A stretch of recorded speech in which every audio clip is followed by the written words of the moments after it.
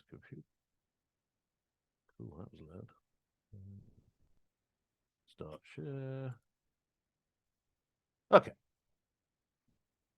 Should see my screen in a minute. You should see my screen. Yes, I can see your screen, yes. Okay, so what we have, well, let's go right from the start, then I'll show you the bits as we go along. Boop. So, community training initiative. This is on gcentral.org. If you just go to community resources, it's there. And there's two important things here. You can download the image, and you can then download the instructions. Download the instructions first, I would suggest. Okay, so this tells you what you need. It's been tested on VMware as well. So if you prefer VMware, you can have VMware. I use VirtualBox because I'm a cheapskate. I like things to be very free. So first things first, let's just download. So I've got VirtualBox installed. So I'm just going to download the virtual machine. Bonk. I think it's the first time I've done it on their site. Bung it in my download. And let's see how fast that's going to go. Okay. 9 minutes. That's all right now. So that's downloading 8 gig. As merrily as it can serve me up. So what it will download, and I'll prove that in a minute, is a thing called an OVA. So in VirtualBox, I don't know how you do this in VMware, but it's probably much the same. You import appliance. So it's import appliance, donk. Go and find an OVA file. Probably haven't got any because I've deleted them all because they're big. So we have to wait for it to download. Yeah. Okay, so he's downloading at the moment. I'll show you that when he's downloaded. He's got about a few minutes left yet. Bonk. But what that does is installs this. So there'll be lots of progress bars as this installs, and this is the base version. So if we start him up, we're currently using OpenSUSE. We're probably going to this is a prototype, so we're probably going to end up going to Ubuntu just because that seems to be what NI wants to support, and all our Pico build tools can be set up quite easily in Ubuntu.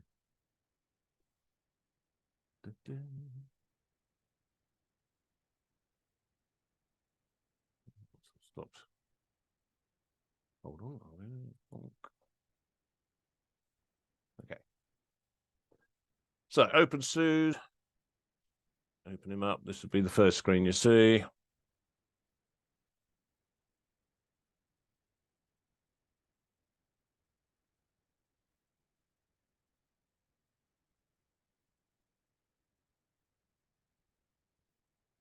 Always pick the wrong option and get it to capture it, which then makes life very confusing. So this OVA is an importable virtual machine. And what we've done is installed LabVIEW 2022 Community Edition on it. I don't know whether it's 64-bit or 32-bit. I think Community Edition is 64-bit. So ignore that and just go straight into root.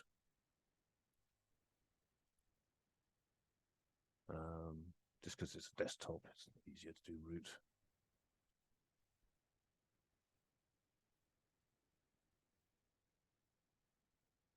And I'm lazy and I don't want to fight it. Oop.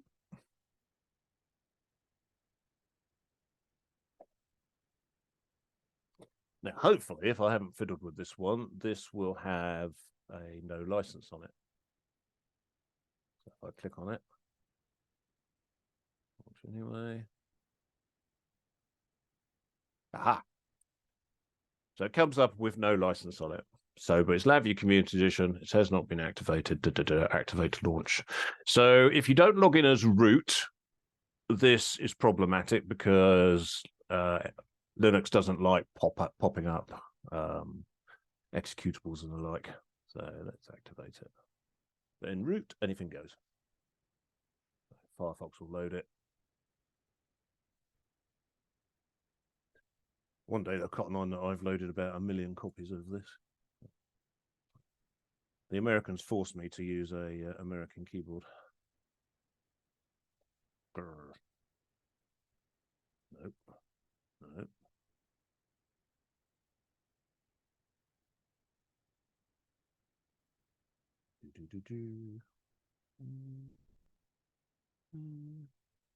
Bear with. Ah, it's up here, isn't it? Yes.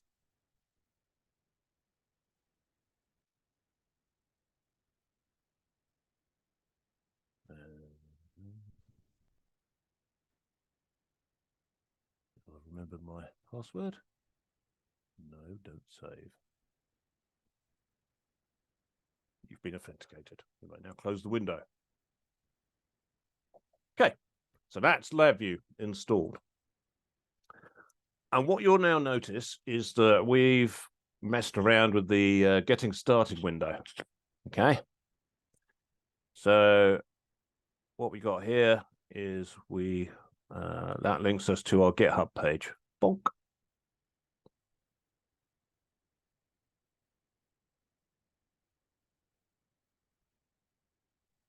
So all the materials are going through GitHub. So I've set up what I think is the first course.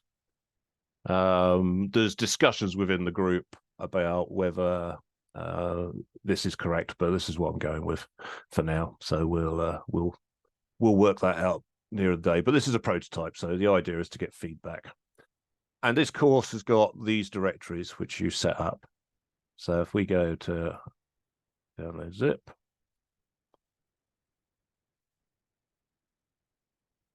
Show all downloads. Get rid of that now. If we then got a couple of them in there, never mind.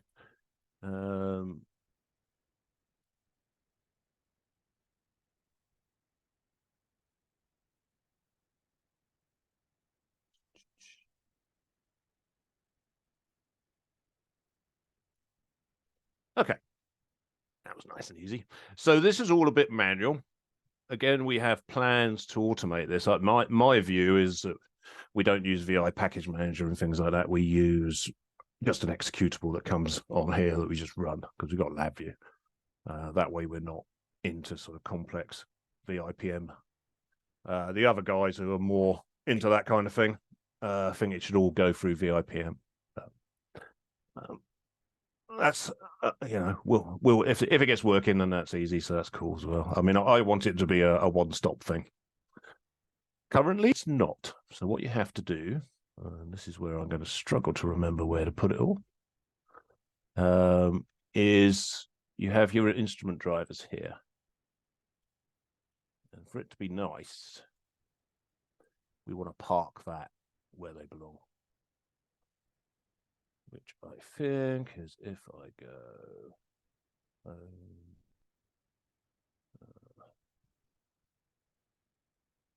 user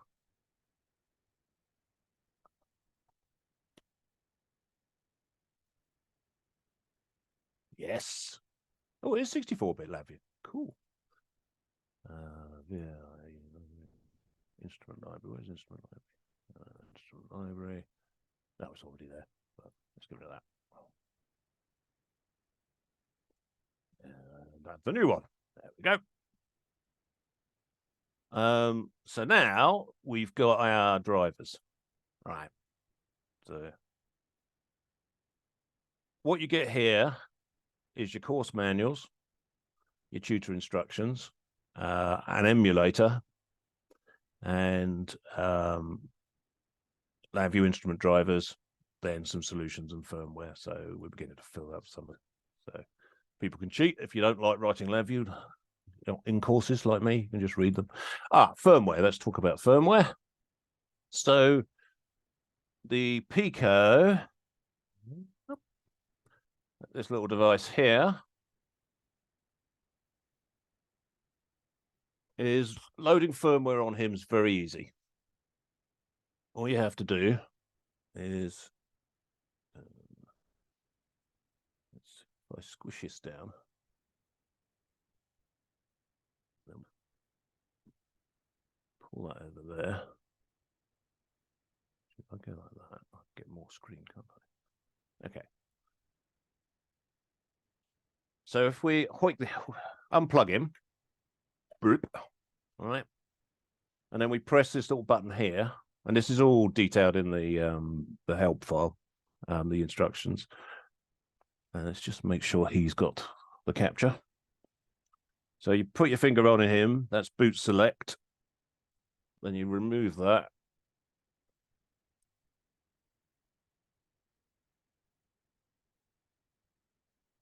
Okay, so he's loaded him up here.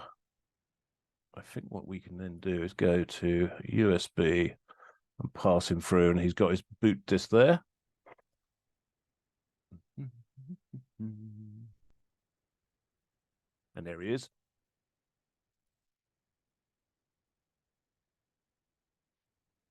And all we then need to do is go into the firmware, and you can see this is a UF2 file. And that's all you do to update the firmware. You just drag that over like that. He'll reboot. You can see he'll flick 6 times. That means he's running. And that's the Pico setup. And what we've done is a Visa overlay. All right. So the Visa overlay, and it's all open source. You want to do C. Right. Comes back. So you can see now he's changed from Pico boot to Pico just as a device, and he comes up as a UART device. And that's him. So what we then get is our training materials. So let's do the first course. I mean, that is all set up now, ready for training. So the first course is here. You go into the course manuals. I'm using open document format. That's what I like. There's talk about using markup languages and things like that and doing it directly from GitHub. I personally think that's a bit programmer-esque. But hey ho, we'll see what works. I mean, the idea is that we'll work out what people like. Okay, so the first thing to do is a hello world. So you can see here, this is a course. Now, my intention is not to be a course writer. My intention is to provide the tools for other people to write a course. So if you guys are interested, you know, the GitHub place is the place to go and to do all this stuff and branch it off and steal anything you like. It's all open source. Use it like you want to use it. The tools are all provided here. I've tried to keep it all here, so you don't need to use anything else. So the diagrams are all using a thing called Pinter. Have a quick look. Oh, it's Pinter, which is a layered diagram type program. So you can actually just load up the diagram, modify diagram, create an image, save it. You can do, if you really want to, you can do everything in this virtual machine. You don't need to exit it, do anything, and that's by design. So anyway, so the first part of the course, which is probably the less interesting bit now, is we're getting in. It tells you how to set up the system a bit, and then it tells you how to wire the system. So the first thing is to think about the emulator. So one thing I'm going to try and insist on is that if you're going to provide a different type of hardware, i.e. an Arduino, for example, then you have to provide a Visa emulator. So again, the template for the Visa emulator is here. And by the by, if you ever want to do a emulator of your own, like an oscilloscope for a project, that you could use this, you know, so it's actually quite a useful bit of code. And here's the wiring diagram. So so if you don't, you know, you obviously don't need the wiring diagram for the emulator, but I'm going to use the hardware. I'm going to show you the emulator, but I'll wire it up as well. So there's images and various other bits and bobs. So let me just wire up this.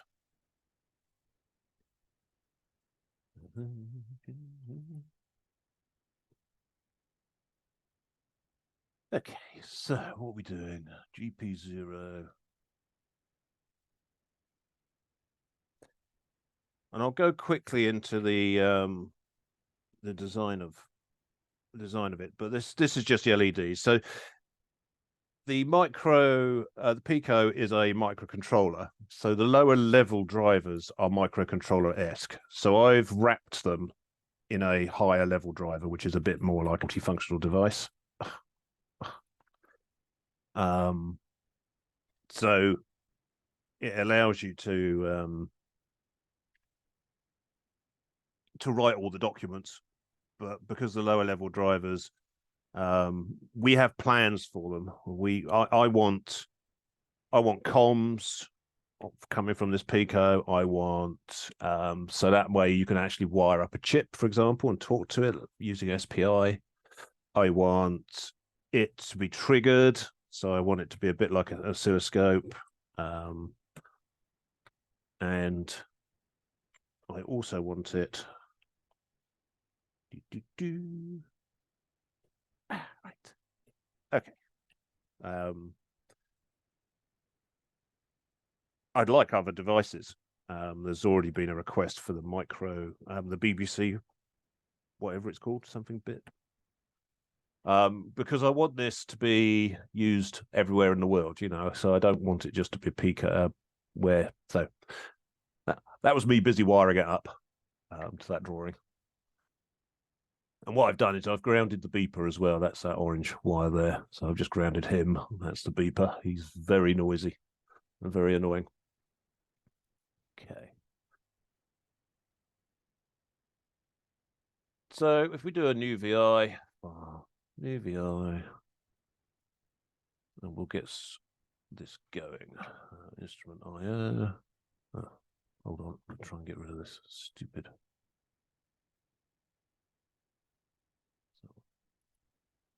Nope.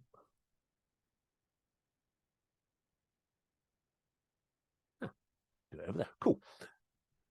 So I go into instrument IO. We should have our nice instrument drivers here. There they are.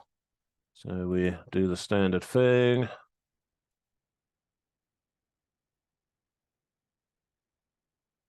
And the way my daughter has written the course, because she did most of the work on this, is quite nice, because I quite like the way it's done, because it allows there to be errors. So she's gone through it all. We'll talk about the emulator in a sec. But you go through, and it says, oh, there's an error.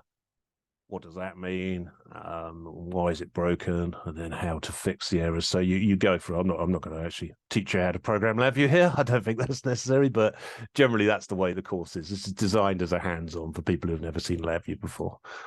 Because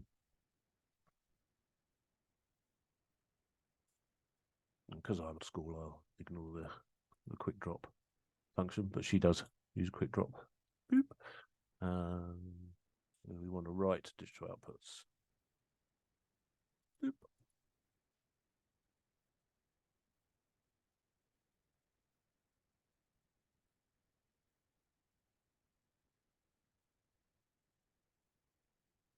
Okay. Yeah.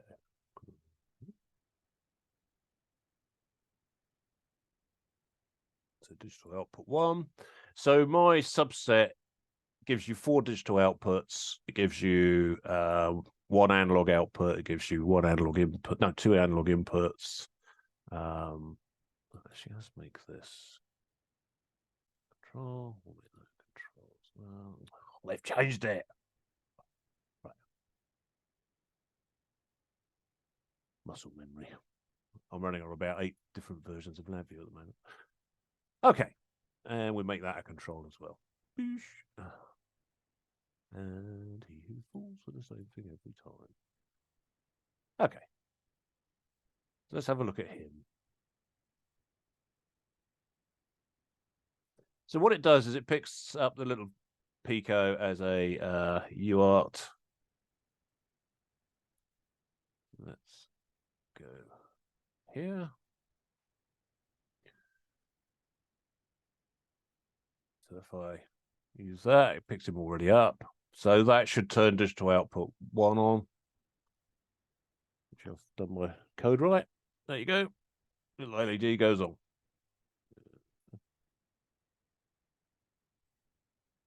Ooh, interesting. What's happened there? Yeah. Oh, I've got my wiring wrong. There's something wrong in my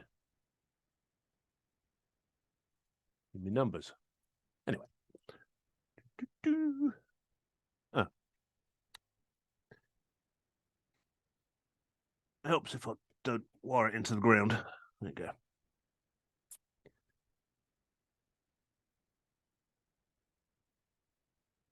Yeah, so there are we. Bonk. So yeah, that's it doing hardware stuff. Now you can follow the course all the way through and do the analogs. I've done a little piano, and there's various little bits of project work you can do with this, with these two boards. So that these are the analog boards. If you want to know the analog boards, they are in this PDF and how to get them. And again, depending on the country, if people can fill in the information about where they get them or alternatives, then that's cool too. So there should be somewhere there. Hardware. So here's some links for the UK and the USA, and that was really the team that was putting this together is based there. But people in other countries, give us links to other companies. That would be really cool. But these are the actual bits that we're doing. The point of the exercise is that you're learning industry standard Visa programming on 20 £20 hardware or $25 hardware. And that, I think, is opens it up to sort of everyone. But if you can't afford that, I say open it. That's a first world statement. Opens it up to a lot more people. If you can't do that, there is an alternative, which is in here. So my actual point behind this is that a tutor can give training to a group and it have zero cost. That's really what I want. But here's an emulator I built earlier. So if we open him up. Haven't got around this one yet. One day I will learn how to do Linux. This is all in the instructions, by the way. I just don't follow instructions because I'm a software engineer.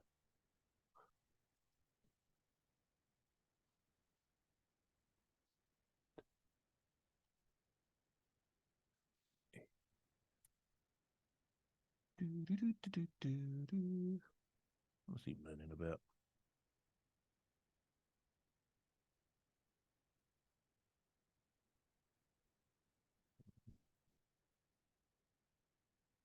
Not a typo.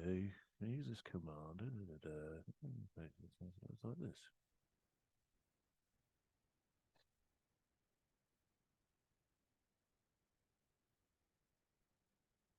Read and write.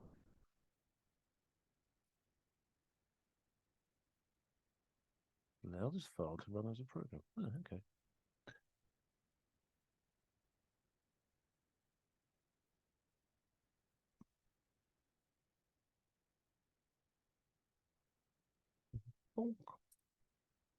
Hey. Okay. So this allows you to select your subnet. You don't want the local loop. You want that one. And this is written to emulate the hardware we're looking at. That's nice.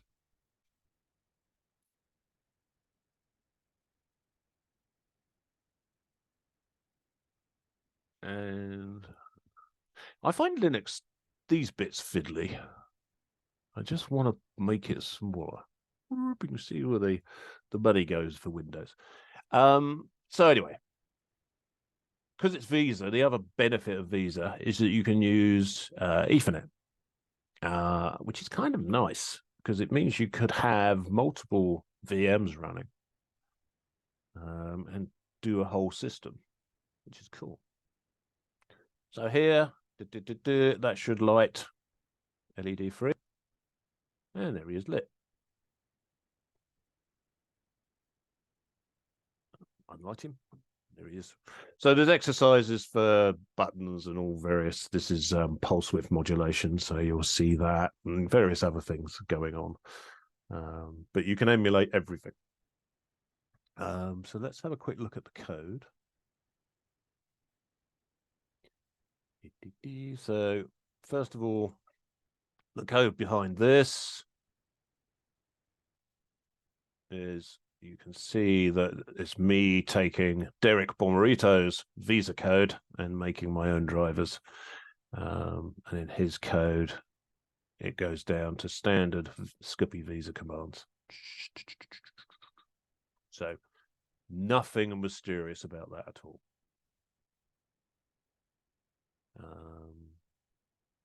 So that's nice. The emulator is instruction emulator. It's got all the source code, so you can write your own. So that's here as well. The other idea we want is, so once Derek's done all the work for building it, they all be C. It has to be C for reasons. It's usually CPUs, but the that will be again another virtual machine, or this eventual virtual machine where you download all the tools. I favor another virtual machine, which is building Visa drivers virtual machine. But code looks like my standard code. If you don't like it, I don't care. It's all there. So blah, blah, blah, blah. It's quite manual at the moment. I have in my head a way of databasing this. So you could just modify a database and then check commands based on that. Seems very databaseable to me, but there's only so much time I can spend on this kind of. I'm not aiming for perfect. I'm aiming for good. Good enough. Okay, so that's hands on. So let's have a quick look at the GitHub page, because the people I'm doing this for, I'm hoping are eventually going to contribute to it. Like I say, I'm not doing this to teach people LabVIEW. I'm doing this to provide tools for other people to teach people LabVIEW. I'm not the best person for teaching LabVIEW. So the structure I've come in is I think if we try to standardize on this, this is sort of stupid zip abstract. How rude. Anyway, the other bit, so that's the course. My anticipation and my hope is that we get different languages. So these branches on, we end up with lots of courses. And for lots of things. So, I mean, one of the things I want, if I can get communications going, you could do a CAN bus course, for example, just by having a chip, that you talk STI for. There's or a little board. There's a couple of companies that I'm looking at the moment. They just do little boards that you can connect up to sort of I2C or CPI, SPI. But here's the firmware. So this is horrible C stuff.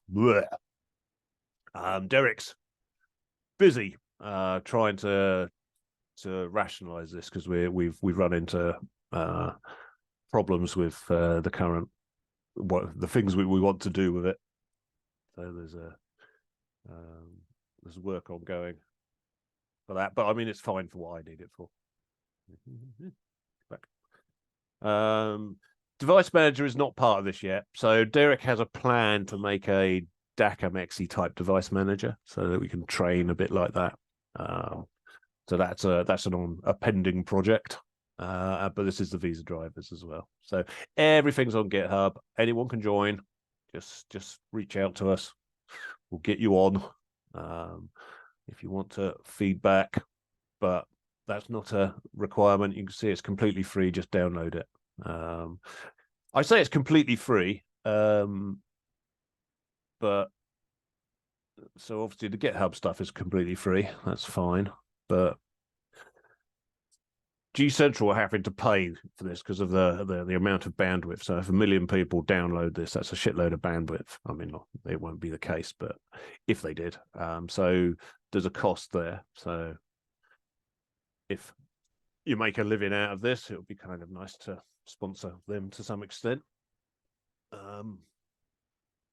And the idea really is, and this is where NI are very interested in it, is that you could just take this and stick it on machines. It only takes 2 cores, so you can run it on a reasonably dim machine. And you could go, I don't know, go to a, young. I think Nancy Henson wants to do it in a young offenders center and all this kind of stuff. You can actually then demo it, and you're not constrained by the expense of the hardware so much. That's the whole point, really. So the idea is to be able to do it anywhere. Yeah, that's about it. So feedback. Thanks. Thanks a lot. It was short and sweet. I liked. I liked that it was on GitHub, and quite the documentation is very good. I'll definitely give it a go, and especially the emulator. I like that. So you don't really need the hardware for starting. Yep. And then if you want to go deeper, then definitely go for the hardware. And the design of the course, I like it. It's like you can start from zero for a no voice, and then you can go, and it's also for some maybe who already have some knowledge of LabVIEW. So it's designed for both groups. So yeah, and I like the introduction because it's not very basic, like addition and subtraction. It jumps into directly what you can actually achieve with LabVIEW. And yeah, so I think it's definitely something I would like to look into and get more knowledge about, and maybe probably also start training other enthusiasts who are interested in LabVIEW. Yeah, I mean, NI have given us a real gift with the community edition. I don't think it's being used enough, personally, and so this is really my attempt at that. And this is the first course is designed as a hands-on. The idea I'm trying to sort of reinvigorate is we have engineers or potential engineers that have never seen LabVIEW before in their lives, and you sort of say, oh, well, it's not just magic. There's a process, there's a reason, and I like hardware, so and I think the thing going out of it is that if you can program this little Pico, you can program an oscilloscope, you can program a power supply, it's exactly the same. It's industry standard. Scoopy Visa is everywhere. LXI uses it, and to be able to then demonstrate it on a network and a UART is useful too. That was a real bonus, and it's so robust. The pass through, I was expecting the serial port pass through to be a complete pain, but it just works. It's just really, and the guys at Pico, Raspberry Pi, they've done such a good job on this little microcontroller. It's so good to work with. So I'm kind of pleased with it overall. I just, like I say, it's just getting people aware of it and its possibilities. Yeah, I think it's great, Steve. Thank you for putting this together. I mean, my mind is just racing away with the possibilities of what we could do with it next. And if I was to write something like a course material for this, probably the first thing I'd be interested in is closed loop control. Ooh. Do you think the Pico is capable of that? Is that? I'm just wondering what the limitations are of it are. It's probably, I mean, as it stands at the moment, it's a communicate and response thing. So you won't have proper real time, because it's communicating and responding. I couldn't guarantee when the response time is. I mean, it's certainly quick enough. I mean, it's running. When you do the analog inputs, it runs at about 1,000 hertz, and that's not anywhere. That's just one number at a time, So it's not actually doing anything. And I think the triggering may help as well. If I can get the triggering going to be able to pulse it on a trigger and get a reading back on a trigger, that may allow you to do pseudo control type stuff. Yeah. Well, where is the processing happening? Is it happening on the PC and communicating down, or is there some processing on the Pico? It's literally like if you had a serial port, a multimeter. It's literally like one of that. So you'd be talking to it, and it will be responding. But there's nothing to say that you couldn't actually do specific commands that did closed loop. As I say, Eurotherm controller, for example, that's got closed loop control on it, and that works through Visa. You can just send it a command. Yeah, absolutely. Yeah. So there's nothing inherently difficult about that. It would have to be written in C to respond to those commands. That's an interesting one. That's the other thing as well. We have a Discord. So let's have and just ping me if you want me to invite you. But okay, where's the Discord logo? I won't force you into it, but let's just show you the conversations we're having. So, I mean, my enhancements I'd really like is triggered acquire, because they're actually quite fast. You can get 100 kilosamples a second quite easy from these. Transferring it is hard, especially with a tiny little program. Okay, so if we go to here, this is our Discord. No, just so here we have a long discussion about the VM and then other things, but we also have ideas and feedback. This is only for the holidays. So there's lots of feedback coming in, and I think we've just started now. Yeah, just put right. There's another project on here which is just allows us to open issues in GitHub against the whole thing.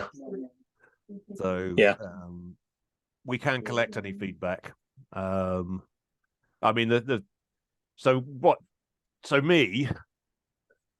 my selfish altruistic reason is I want to be able to put on hands-on.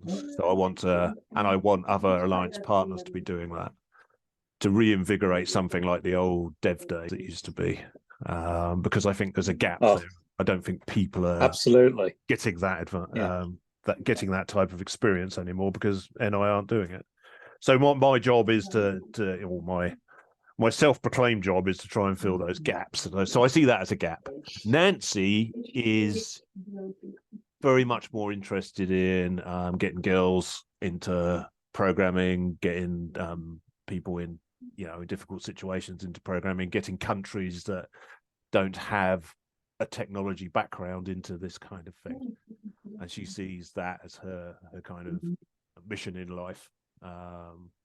Derek, he wants to provide tools to hobbyists, so that's really what he wants. He's put a lot of work into sort of Raspberry Pi Picos and things, and he really wants people picking up this very cheap hardware and using it for hobbyist type jobs, and that's where he's interested. So we've all got our selfish runs to be altruistic, as it were, which I think is where things become sustainable. I don't particularly believe in pure altruism, but I think there's, you know, I've got my aiming points, they've got their aiming points, and it all comes together. It's I think it all works quite well together. But that's really where we're coming on from. So I will add to the ideas and feedback. I'll add that. Can we consider hardware in the loop? I think what you'll probably do, get is some bounce back and say, okay, now describe what you want. I think it requires some C to be written on the Pico, and I'd be happy to be involved in that. And then we have a command set to just set the parameters for the PID or the control loop, however it's implemented. Yeah, that would be really cool. That would be a very powerful device, then.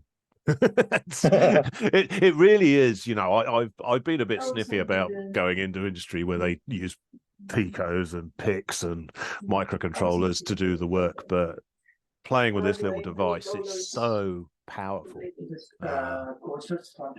And the thing is you don't need it to do everything. You need it to do quite a lot of things, but not everything. You know, it's because you can have quite a lot of them for £10, £100. You know, you can have strings of them. And if it can just run without Windows interrupting it and saying, "Oh, you've got a software update. I'm going to do a virus scan," you know, or whatever. Yeah. Oh yeah. Yeah. There's a lot of opportunity there. I mean, full disclosure, the Visa overlay we're using at the moment is reaching the end of its possibilities. So Derek's redesigning that to try and make it lighter weight. I mean, purely because we want to do large commands. So, you know, for communications, I want to chuck in a long command and it to then send it off. But you know, that's all problems to solve. You know, there's nothing inherently bad about it, any of this. And it's, I mean, I've selfishly, my boxes are all ticked now, so I've got exactly what I need.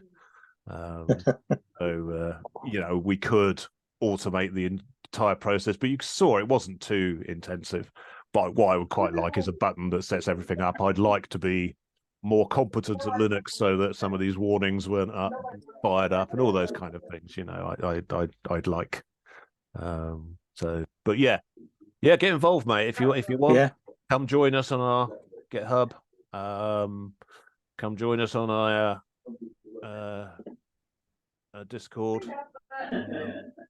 My thing is that I want to start this and I don't want to run it, so I'm handing it over to G Central. I haven't got, you know, I need to actually do some paid work at some point.